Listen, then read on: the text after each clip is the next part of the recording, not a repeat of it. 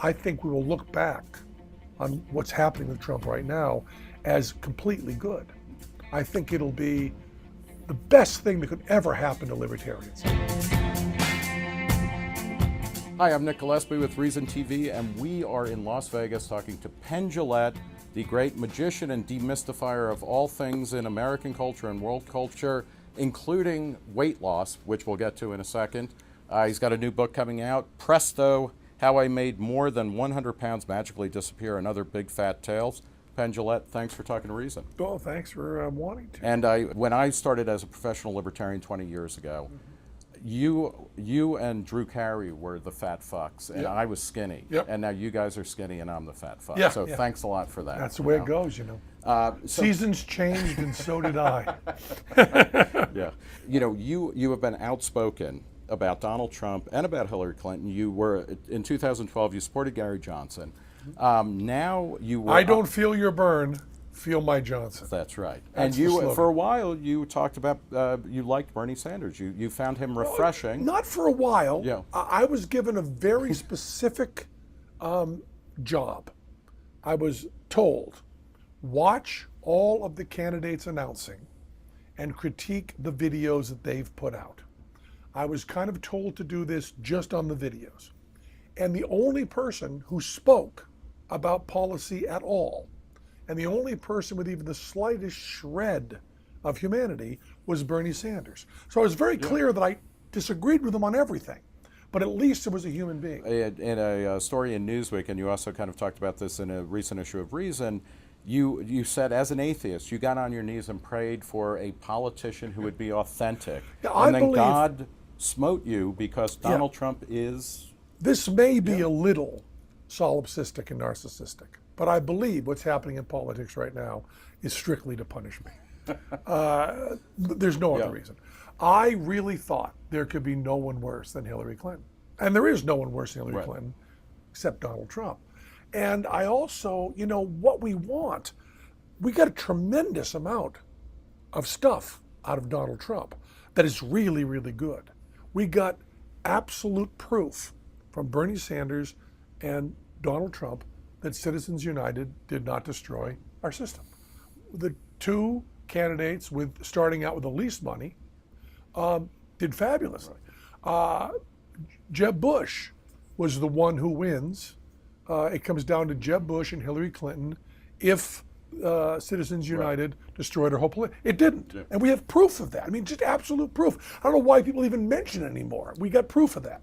Well, I think they're mentioning it less and less, right? Well, no. Yeah. I have friends who just go, until you get the money out of politics, we haven't got a chance. And they just repeat that like a mantra. And although Jeb Bush and Bernie Sanders tell you everything you need to know about that.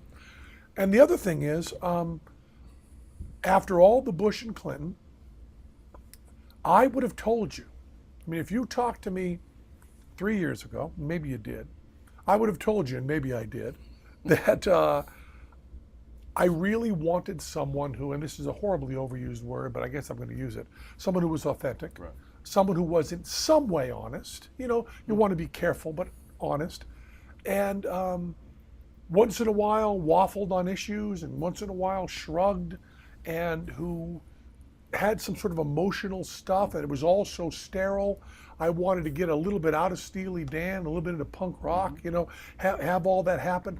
I would have told you that a 1,000 times. And Trump ticks every one of those boxes. And I didn't add the important thing, and with a brain in his head and not a racist.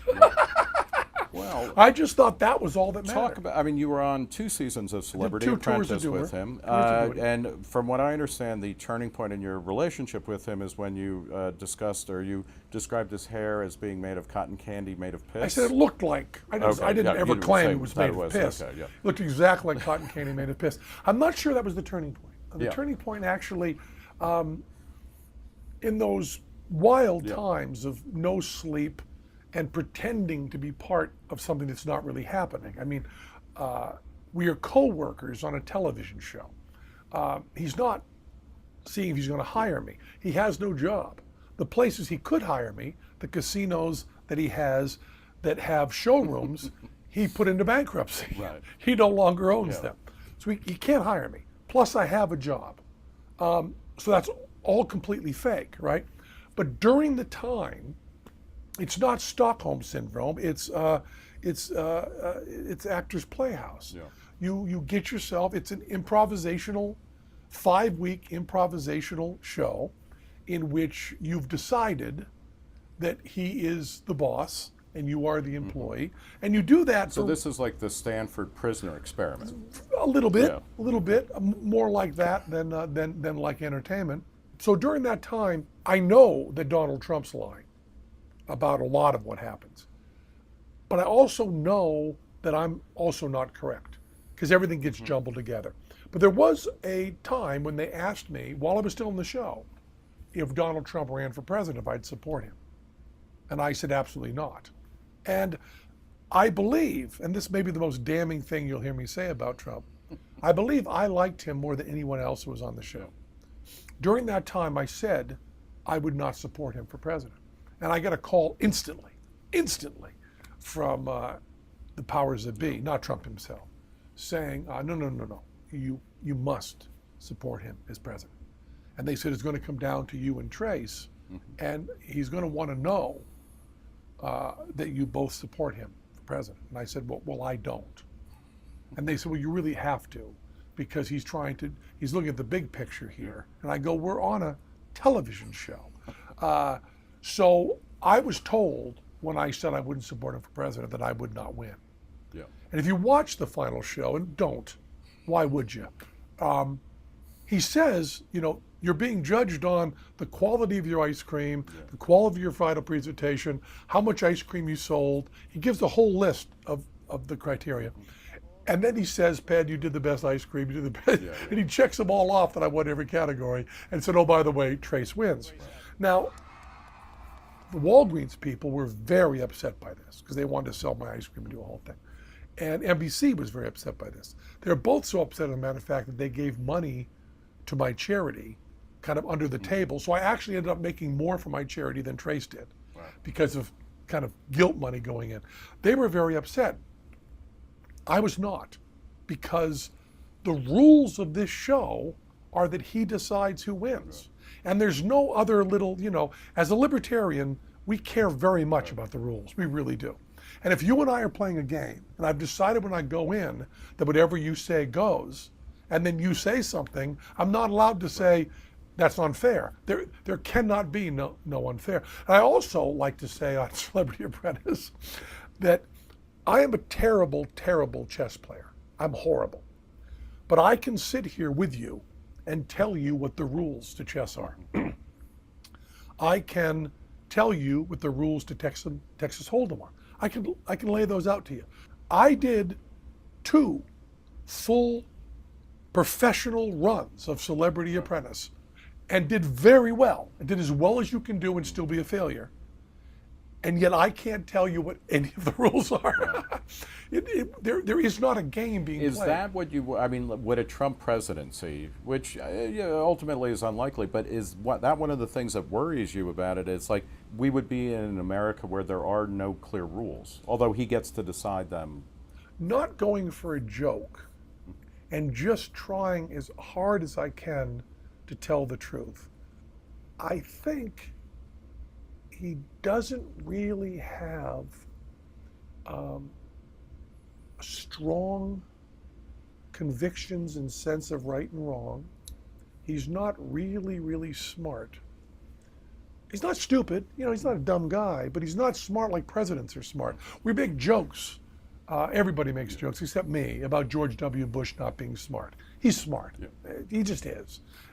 Obama smarter? Probably, sure. Obama smarter than Clinton? Probably, almost certainly. But they're up here, And if we're talking about it, you're wherever you are, but you're not smarter than Obama. None of us are. Even the smart guys aren't there. And Trump isn't one of those people. He's not someone that when you're having a conversation with him, I probably listen to him talk for, I don't want to exaggerate, but probably 8 or 9 hours of a monologue of Trump. And I can't think of one thing he said that I went, oh yeah, huh. Now try to think of someone in your life that could talk for 8 hours, and albeit it's on TV and it's to be chopped up and put on there. Give you that. He's not trying to be particularly profound, although it seemed like he was. That's not true for Obama. I don't think Obama could talk to you 15 minutes on any subject without you saying, either I didn't know that or I'd never thought of that. Undoubtedly both of those and more than once. And isn't that the minimum you need from a president? Now these two things cancel, because if Trump were to become president, which I think is so unlikely, it's insane, but if he were, the powers of the world crush him. He doesn't get anything done. I mean, Obama, a good man, I think a wonderful man, who I think we disagree with, but a wonderful man, was completely boxed in and able to do very, very little. Clinton, who really understands the game, is, I think, but this is a cynical way to think, I don't like to think, but thinking cynically, Clinton is probably more dangerous than a Trump presidency, because she'll actually get stuff done. What worries you the most about Hillary Clinton? Like, what's she going to get done that really freaks your shit? I just think bigger government. I mean, Trump should not be someone we're scared of if the presidency had not gotten so big. It might come down to, I don't mean to get, this is a very high school-y thing to say, but I think all the same true. In the 1940s, we decided, for maybe good reason, I mean, I don't have a better idea, that because we wanted to have mutually assured destruction, one person had to be able to launch nuclear weapons. We decided that. Now that goes way beyond dictatorship. That's a horrible decision. I mean, I haven't got a better one, but it's a horrible decision. So we now have one person who can actually do huge destruction of the world. I want to be overly dramatic and say blow up the whole world, but they could. They could certainly do damage, though. And I really believe that Hillary Clinton, as much of a warmonger as she is, and she will certainly be the killingest president we've had in a long time, I don't think she'd hit that button. Now Cruz bragged about how he hit the button. And Trump, I don't think really bragged. He mentioned it, but I can just see him, if someone questioned his authority in the right way, I can see him just saying, I mean, can you? Am I crazy? Well, can I ask? Is the rise of Trump, because as you were talking about, and Sanders in his own way, these were independents who kind of took over these old parties that are dying. Is it kind of great, though, that he is probably going to destroy the Republican Party or force it to change what it stands for? Yes. Yes. Yeah. I mean, probably if you and I were having this discussion in 10 years, I think we will look back on what's happening with Trump right now as completely good. I think it'll be the best thing that could ever happen to libertarians. I mean, it's beyond. It already is. It's beyond good. Clinton is also helping. I mean, now I know you've said that if your vote is going to matter, or you think it is, you're going to vote for Hillary. You'll put a Hillary sticker on your car, but your heart is with Gary Johnson with the Libertarians. Yes, and I also have what I wanted out of my presidential candidates. I will also give to myself the ability to change my mind. Right. Yeah. I will be supporting Gary Johnson all the way.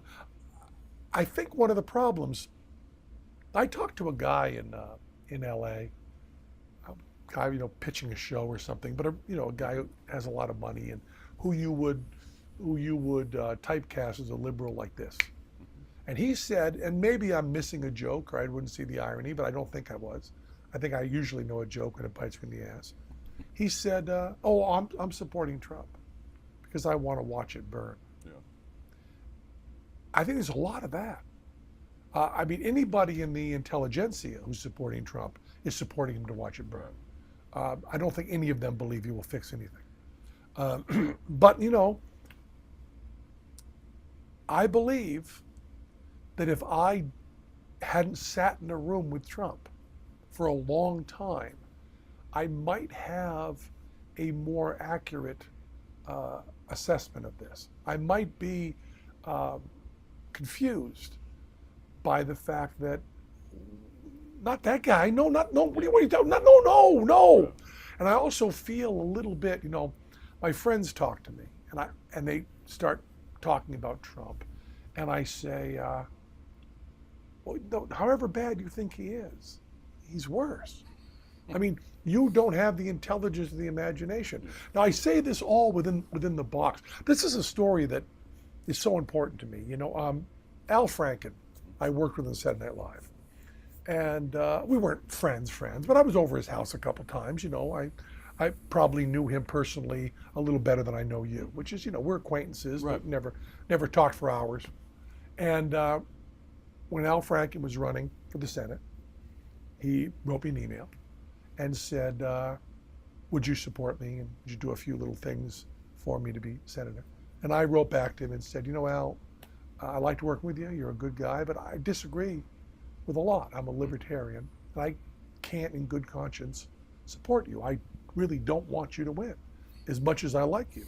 I disagree, And he wrote back and said, well, it's good that you're a libertarian because your ideas will never be tested. Yeah. But thanks a lot, and hope we cross paths again. And since then, I've bumped into him, and hello, how are you?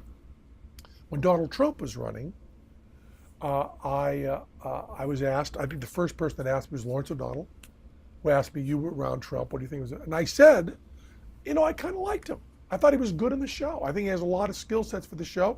And I think he's a good person, it's some level. I mean, it's not my favorite person to hang out with, but I do not want him to be president. I do not agree with him on anything. I believe he's wrong on everything. Almost precisely what I said to Al Franken.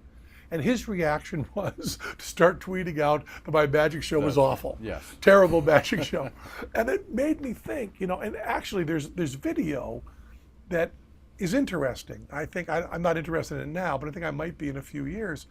I'm on Opie and Jimmy's show on Sirius when the tweet from Donald Trump comes in. So I have two cameras on me and a mic in front of me at the moment I read a presidential candidate attacking me there. And my reaction is just, that's a reaction I can see happening.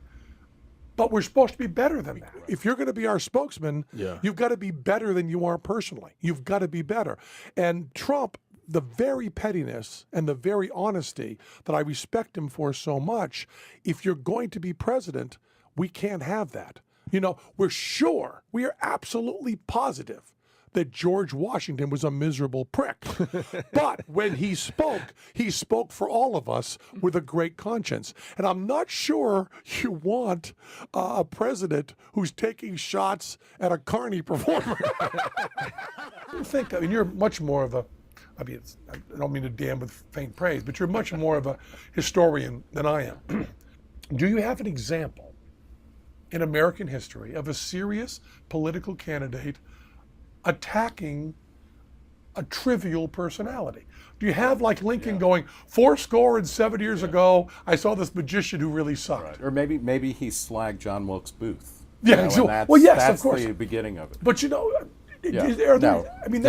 it's not. And then you responded very nicely. You tweeted back well, I'm sorry you missed her. You couldn't make it to the show. Yeah. Well, so are you worried about the future? And when I think about you, and this it could be 30 years ago, you were on Politically Incorrect, I think when it was still on Comedy Central, the panel was talking about how we're running out of aluminum and this is a big problem. And then you said, you know what, it's not a problem because when we run out of aluminum, we ran out of tin and then we made cans out of aluminum and we'll make them out of something else or we won't need cans. You're like a super optimist in this sense. Crazy and are you worried about the future in a way? I mean, you have two kids. Do you think they're going to end up in a world, if it's Hillary or if it's Trump, or other people? Is this a time to be worried about the future? I mean, I would really like our president to go to another branch of government before killing people overseas. That was a big mistake. And kind of letting that slide more and more and more, and then letting it really slide under George W. Bush, and then really slide under Obama, is going to bite us in the ass as heavily with Hillary Clinton as it possibly could. You get that, we're now at that those two levels you jump up back and forth on. One person killed overseas in my name is a tragedy. You got to say that, okay? That having been said, and you can't shrug it off, but that having been said, I don't think that things will get horribly worse with either one of the presidents. I mean, I want to be for, because that's what you do, sitting around with a coffee with your friends. You want to get apocalyptical, and I can't believe how terrible this is. And these may be, these may be demonstratively the two worst candidates we've had in history. I mean, it's in terms of what the American people think of them. Has there ever been? No. It doesn't seem like you should be able to run for president with over 50% disapproval. Right. And I also, and people have argued with me on this, and they could be right, but the other thing that's so odd is that anyone who knows Obama is an Obama supporter. If you meet Obama, even if you disagree with him, you go, wow, it's a good guy. I think anybody who meets Bill Clinton goes, that's a great guy. I loved hanging out with him. Certainly true for Jimmy Carter. Certainly true for Ford, certainly true for LBJ, certainly true for John F. Kennedy. We've had in our history one president who people who knew him personally didn't like him, and that was Nixon. Yeah. And now I know people who give a metric shit ton of money to Hillary Clinton. They give her money. They're supporting her. And these are guys that give enough money that they could hang out with her. Yeah. They gave enough money they could hang out with Bill Clinton, and did, and liked him. And they go, I can't stand to be around him. Well, and Trump, there's nobody who knows him well. His family and so on, who's supporting him. Are they demystifying politics in a way? And like one of the themes I see, and I think I probably heard this from you, but one of the themes in your work, in Penn and Teller's work, as well as your own stuff, is you like to demystify, the world and why things happen the way they do, or how they might happen differently. Do you think people like Trump and Hillary, they are so despised that they force us to look at the mechanics of power and how people rise to power, that they might demystify some of the things that we've taken for granted, where, we'll just let the president kill whoever they want. We don't have to do anything. Maybe they will force us to actually. I don't know. That would be, that'd be nice. I just wish, also, one of the interesting things about Gary Johnson is that, when it hits you, it's so remarkable, is he doesn't preach fear. Mm-hmm. You can't find Gary Johnson saying, if you don't vote for me, it's the end of the world. If you don't vote for me, things will be okay. I think I could make them a little better. Yeah. Which is kind of what politics should be, right? When you got slogans like, make America great again. That is such an unpleasant slogan on so many levels. And I don't even know what Hillary's is, but working together for me. Well, let's talk a little bit about this kind of demystification process that you do in your work. This year you released Director's Cut, which is a crowdfunded movie about a crowdfunded movie. The movie that you did before that, the documentary that you helped produce, Tim's Vermeer, which is about, how did Vermeer do this stuff, and can we kind of reverse engineer to paint a Vermeer, and it's demystifying, how he did it, and Vermeer is particularly interesting since he probably used the camera obscura and all of that kind of stuff. Well, no, but okay. Oh, okay, yeah. Okay. So we'll get into that in a different conversation. And then the third season of the show, Fool Us, which is about magic. Like, how do you do it? And it's also great because you guys love to be fooled. Love it. But it's all about, kind of showing, okay, this is how it's done. Where does that impulse come from in you? It comes, I tell the story over and over again of. Seeing Kreskin and thinking his mental powers were real, and wanting to see that as science, and how much that upset me as a 12-year-old or whatever age I was. And but you go through a period when you're 16, 17, 18, when truth really obsesses everybody. And then I think you're supposed to kind of sort of grow out of it. And I didn't. It really remains of complete interest to me. Because, you get more sophisticated. I know that truth is not this magic diamond bullet you can automatically have. But just because it's elusive does not mean it's unimportant, And so I do care about that. And there's some of it that's just on nothing to do with morality. It's just all your detective stories are the search for some sort of truth. And there's really very few stronger positive emotions you can have than the aha, that feeling of discovery, of understanding something. And what detective stories give you is a false aha. They make you think you figured something out, but you haven't. And of course, I guess it's not a detective story, but your novel Sock is also kind of like this, or an attempt to get to that. Yeah. And it's a really nice form. It's the short story form, It's a really nice form that I like. And I do also believe that we all are working together to try to ascertain what this world is that we live in, and working together. And I get very, very bothered. I'm not bothered at all by people being wrong, because I think on absolutely everything I'm wrong. I'm fine with people being wrong. I have such a naive point of view to almost not believing it, that people can have information and represent the opposite of that. I just find that so appalling, and in a certain way fascinating. And so it's not so much demystification as it is just, how can we figure this out a little better? How can we get to that? And then when someone comes along that's actually giving, and I'm one of these people, I remember the story that Amazing Randy had in Flim Flam, when somebody, and I think they took over the TM people, the Maharishi took over that town. Iowa, is it Iowa? Whatever? Yes, yeah. And they announced that the crime rates had gone down this enormous amount.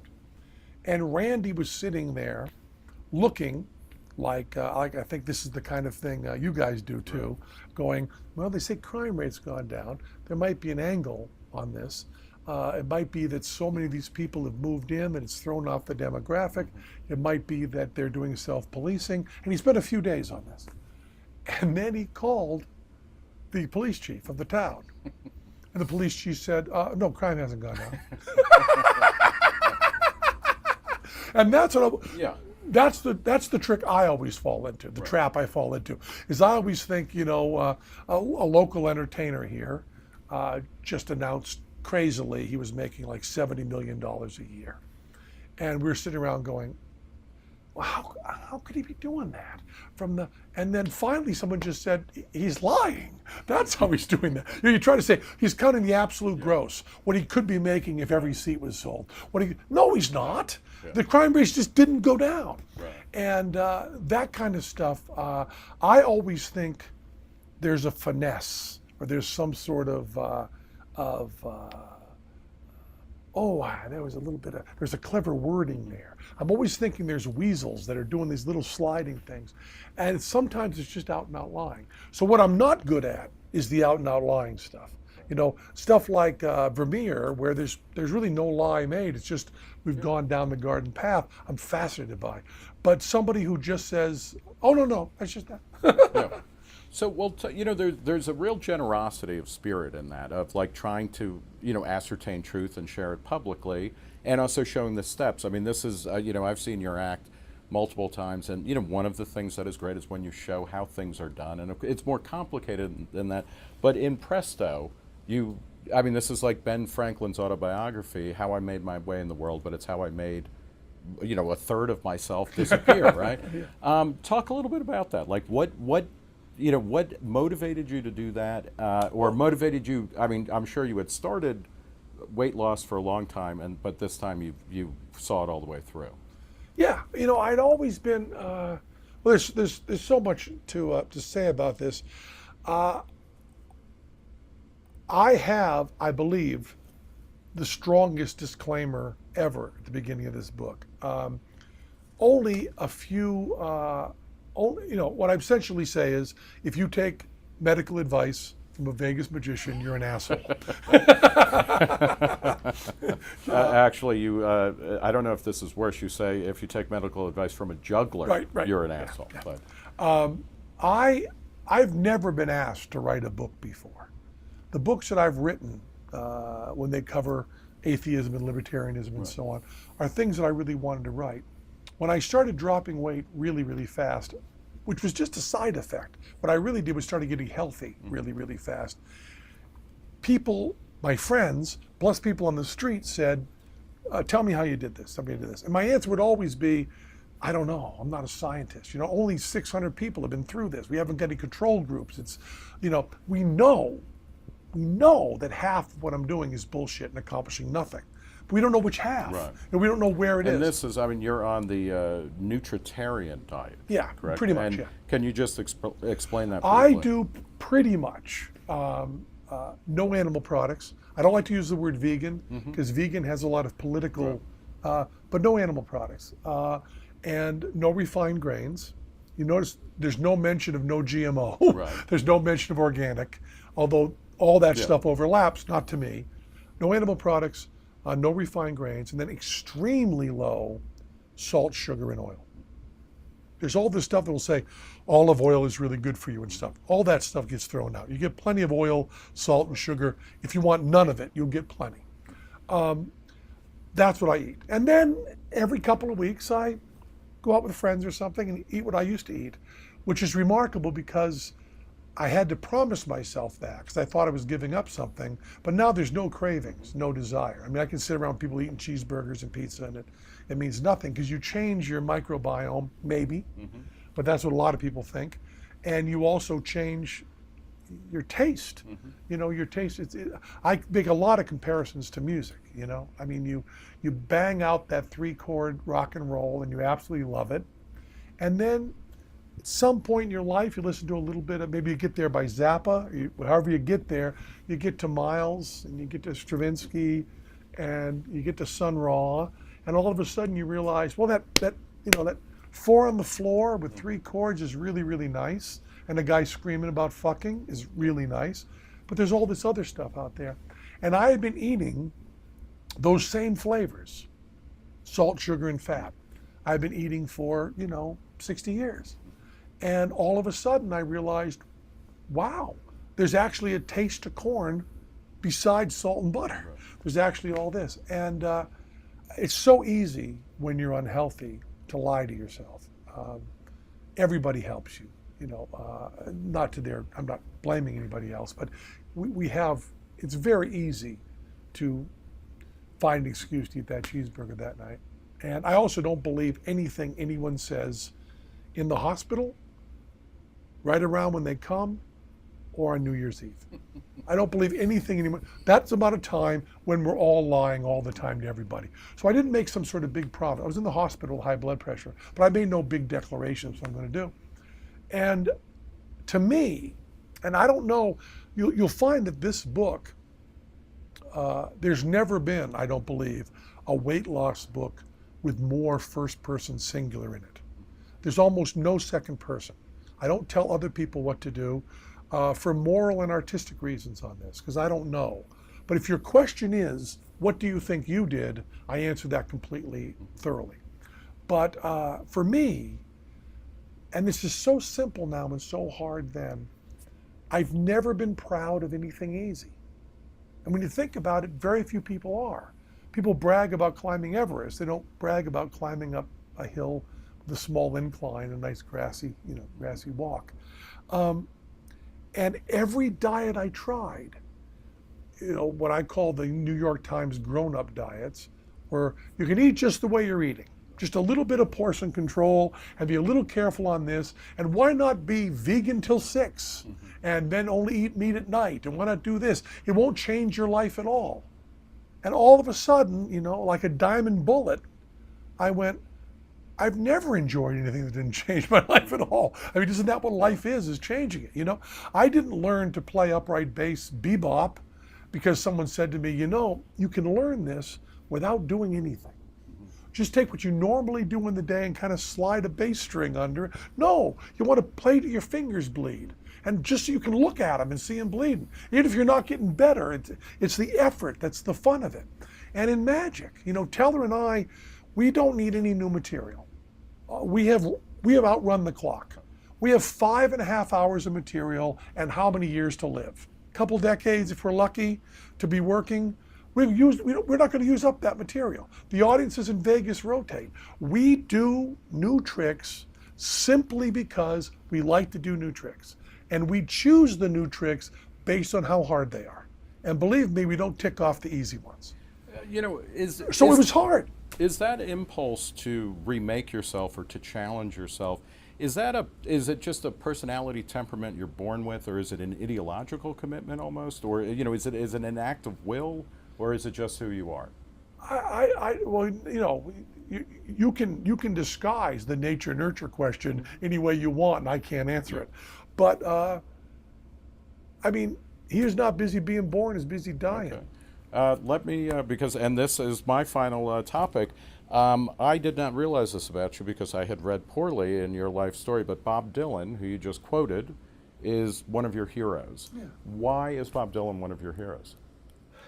And how devastated will you be when he will eventually, when he passes, like Bowie or Prince or whatever? I've got to tell you, I was good friends with Lou, and losing Lou was really, really hard. The one that snuck up on me, and you say Bob Dylan will die, and I do know that. I didn't know George Carlin would. I just didn't know it. None of us were ready for that. I think we were more ready for Lou Reed, but George was just, okay, well, he'll be going, I'll have to deal with his death sometime, but it won't be for a long time.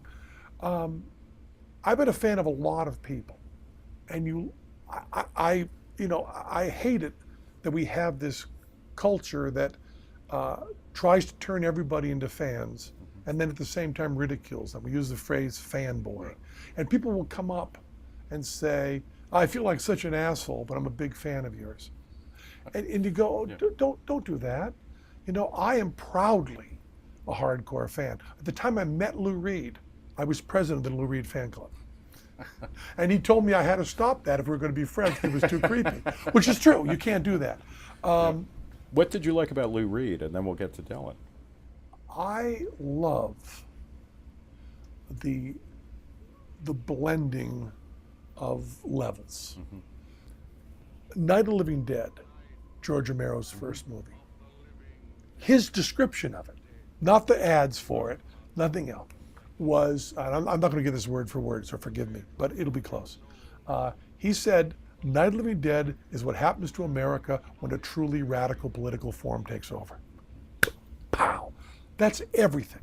Making a monster movie with intellectual content is the best for me. Now, the Velvet Underground were this dirt dumb, banging punk with an Aaron Copland scholar playing viola over it, and with Delmore Schwartz short story type lyrics, all kind of mixed together. That Warhol thing of, is this really stupid or is this really smart? That mixing, I am a complete and utter sucker for. So Lou Reed having this intellectual college guy, at the same time this motorcycle boots guy.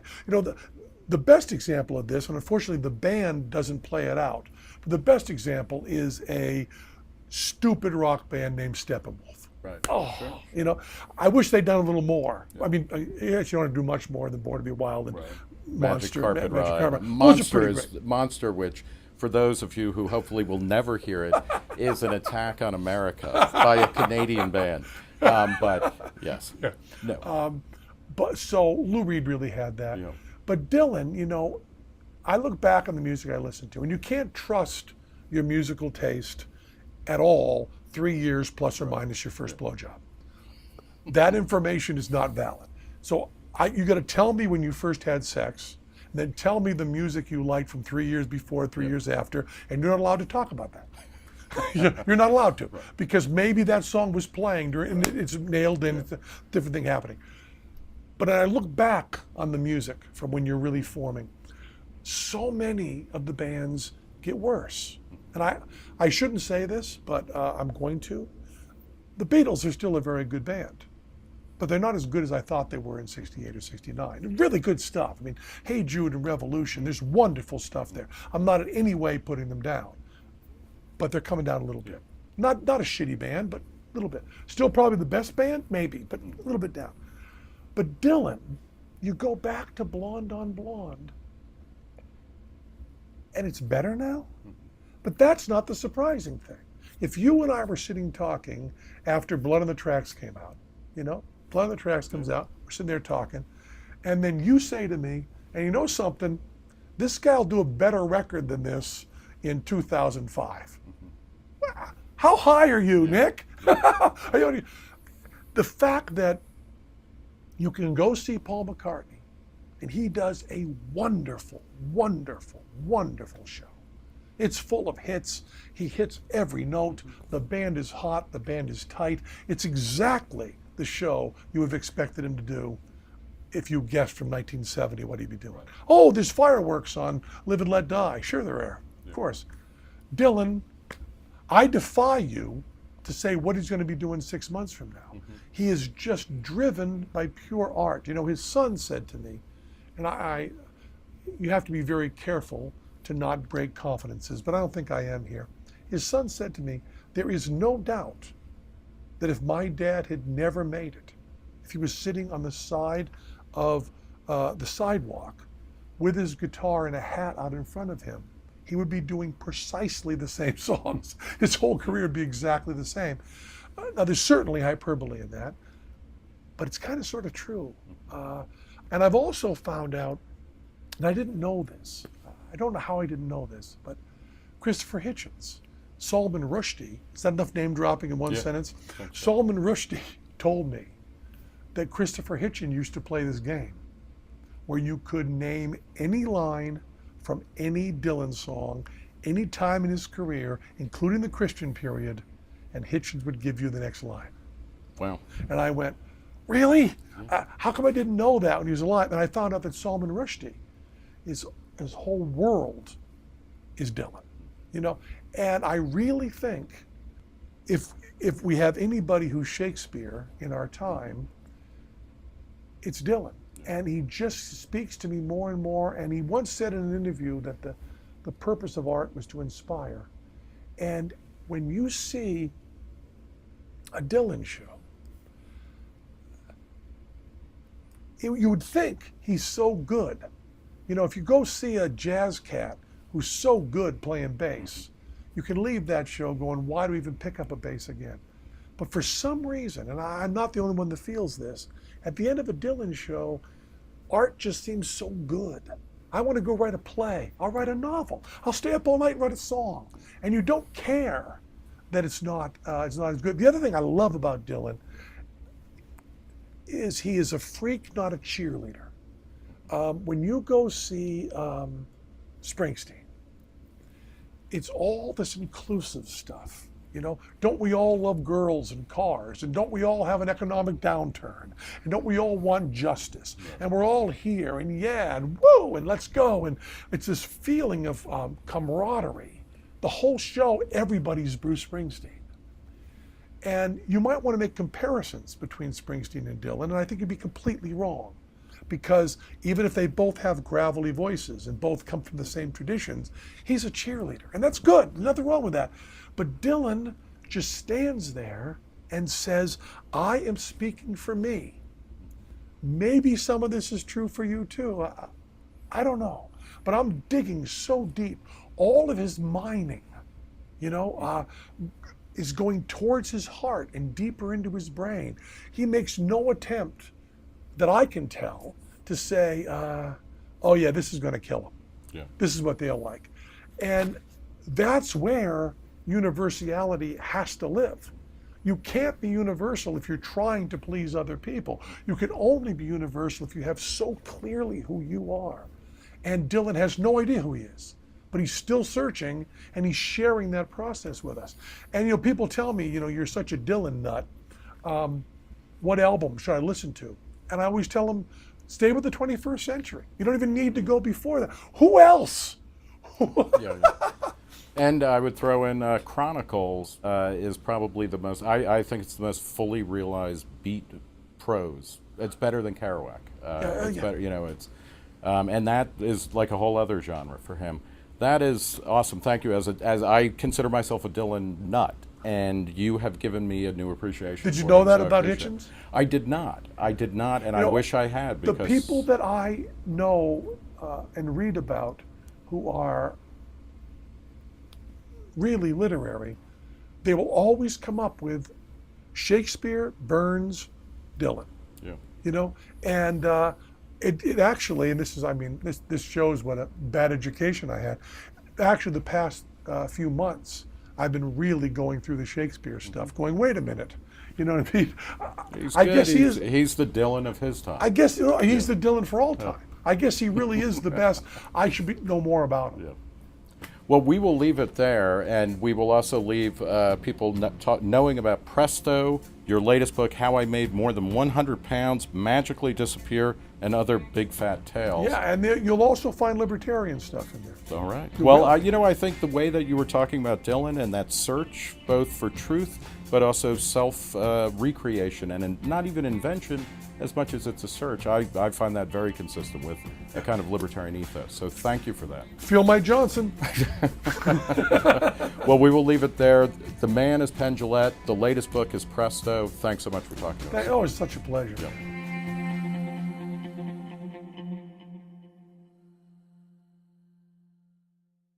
A politician who would be authentic. Yeah, and then God smote you because Donald Trump is... This may be a little solipsistic and narcissistic, but I believe what's happening in politics right now is strictly to punish me.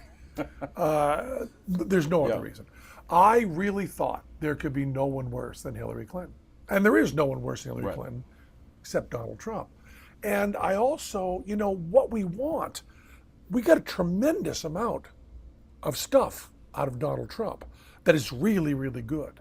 We got absolute proof from Bernie Sanders and Donald Trump that Citizens United did not destroy our system. The two candidates starting out with the least money did fabulously. Jeb Bush was the one who wins. It comes down to Jeb Bush and Hillary Clinton. About Donald Trump and about Hillary Clinton, you were, in 2012, you supported Gary Johnson. Now you were... I don't feel your burn, feel my Johnson. That's right. That's and for a while, you talked about, you liked Bernie Sanders. You found him refreshing. Not for a while. Yeah. I was given a very specific job. I was told, watch all of the candidates announcing and critique the videos that they've put out. I was kind of told to do this just on the videos. And the only person who spoke about policy at all, and the only person with even the slightest shred of humanity, was Bernie Sanders. So I was very clear that I disagreed with him on everything, but at least it was a human being. In a story in Newsweek, and you also kind of talked about this in a recent issue of Reason, you said as an atheist, you got on your knees and prayed for... And who had some sort of emotional stuff, and it was all so sterile. I wanted to get a little bit out of Steely Dan, a little bit into punk rock, have all that happen. I would have told you that 1,000 times. And Trump ticks every one of those boxes. And I didn't add the important thing, and with a brain in his head and not a racist.